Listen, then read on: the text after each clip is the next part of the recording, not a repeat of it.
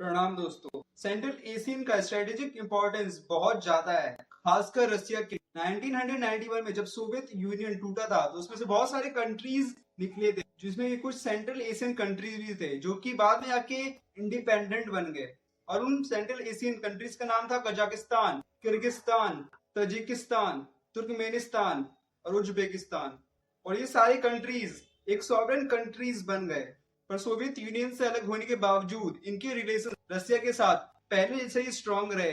इन सारे central Asian countries का पहले से हिस्टोरिकल कल्चरल रिलेशंस रहा है रसिया के साथ, जो कि सोवियत यूनियन से अलग होने के बावजूद भी ये सारे रिलेशंस बरकरार। सेंट्रल एशिया में बहुत ज्यादा मात्रा में नेचुरल रिसोर्सेज पाए जाते हैं, इसकी वजह से बहुत सारे पावरफुल कंट्रीज की इसके ऊपर नजर रहती है, जिसकी वजह से जियोपॉलिटिकल कंपटीशन भी बढ़ जाता है। और इसकी वजह से दुनिया के बहुत सारे पावरफुल कंट्रीज की न्यू कोल्ड वॉर स्टार्ट हो चुका है। और कोल्ड वॉर में मिलिट्री आर्मी यूज नहीं की जाती है, बल्कि उसके बदले यहाँ पे इकोनॉमिकली, पॉलिटिकली और प्रोपागेंडा यूज करके इन सारे चीजों से डील किया जाता है। रसिया इन सारे सेंट्रल एशियन कंट्रीज के साथ ट्रेड, इन्वेस्टमेंट और एनर्जी पार्टनरशिप रखता है, जिसकी वजह से रसिया का इन सारे सेंट्रल एशियन कंट्रीज के ऊपर इकोनॉमिक इन्फ्लुएंस है।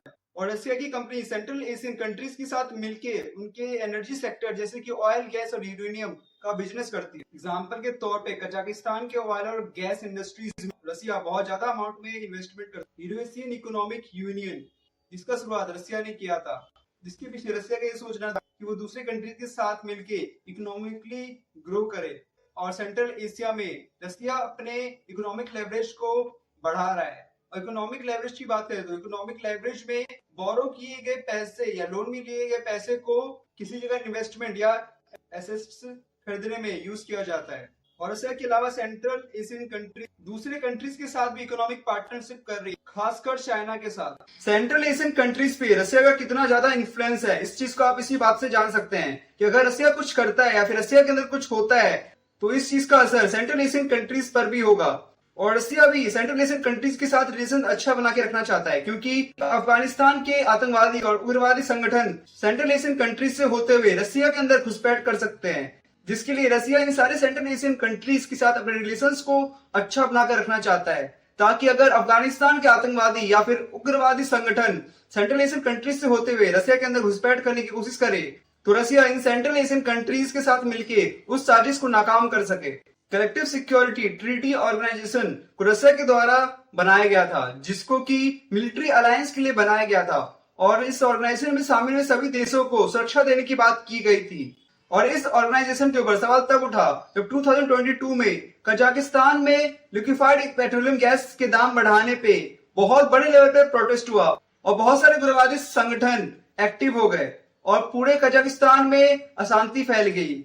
और उस समय में रसिया कजाकिस्तान को मदद करने नहीं आया और उस चीज को 2022 कजाक अनरेस्ट के नाम से जाना जाता है। और इस इंसिडेंट के बाद सेंट्रल एशियन कंट्रीज को पता चलेगा कि उनके आंतरिक मामलों में उनको ही एक्शन लेना पड़ेगा और उस चीज के लिए वो रसिया के ऊपर निर्भर नहीं रह सकते। एक और कारण जिसकी वजह से रसिया इन सारे सेंट्रल एशियन कंट्रीज के साथ रिलेशन अच्छा बना के रखना चाहता है, क्योंकि रसिया को पता है कि उसके दूसरे जियोपॉलिटिकल राइवलरीज चाइना और अमेरिका ये घात लगाकर बैठे हुए हैं कि कब रसिया का प्रभाव इन सेंट्रल एशियन कंट्रीज के ऊपर कम हो और कब चाइना और अमेरिका सेंट्रल एशियन कंट्रीज के ऊपर अपना इन्फ्लुएंस डाल सके और सेंट्रल एशियन कंट्रीज के अंदर से नेचुरल रिसोर्सेज को माइन करके उससे प्रॉफिट कमा सके, जिसके लिए China belt and road initiative central Asian countries के साथ ट्रेड कर रहा है और इंफ्रास्ट्रक्चर कनेक्टिविटी को बढ़ा रहा है, ताकि वो सेंट्रल एशियन कंट्रीज के ऊपर रसिया के डोमिनेंस को कम कर सके।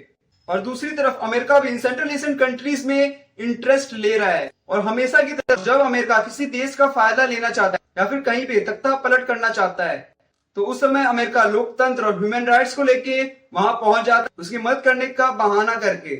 और फिर जब अमेरिका को उस देश से फायदा हो जाता है और उस देश को बुरी हालत में छोड़ देता है।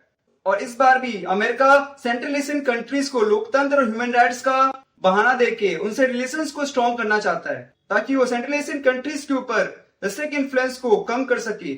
और जियोपॉलिटिकल लेवल पे रसिया, चाइना और अमेरिका एक दूसरे के ऊपर जियोपॉलिटिकल प्रेशर बना रहे हैं और दूसरी तरफ सेंट्रल एशियन कंट्रीज दूसरे पावरफुल कंट्रीज के साथ अपने रिलेशंस को बनाना चाहते हैं, ताकि उनको सिक्योरिटी मिल सके और वो इकोनॉमिकली ग्रोथ कर पाए। सेंट्रल एशिया में रशियन लैंग्वेजेस बोले जाते हैं और रशियन लैंग्वेज सेंट्रल एशिया में सेकंड सबसे ज्यादा बोले जाने लैंग्वेजेस में से एक है। और सेंट्रल एशिया के एजुकेशन को भी बहुत हद तक रसिया कंट्रोल करता है। और सेंट्रल एशियन कंट्रीज की मीडिया भी रसिया के कंट्रोल में है। और इन सेंट्रल एशियन कंट्रीज के प्रभावशाली लोग जिनके बातों पे दूसरे लोग चलते हैं, वो सारे लोग भी रसिया के इंस्टीट्यूशन से पढ़े हुए हैं। रसिया और इन सारे सेंट्रल एशियन कंट्रीज की संस्कृति एक जैसी है और इस वजह से रसिया आसानी से इन सारे कंट्रीज के साथ अपने रिलेशन को बरकरार रख पा रहा है। और इस चीज के बारे में सेंट्रल एशियन में रहने वाले लोगों को पता चल गया और जिसकी वजह से सेंट्रल एशिया के लोग रसिया के खिलाफ बहुत बड़ा मूवमेंट कर रहे हैं, जिसमें कि वो अपने भाषाओं को और अपनी संस्कृति को बढ़ावा दे रहे हैं और रसिया के इन्फ्लुएंस से आजाद होने की बातें कर रहे हैं।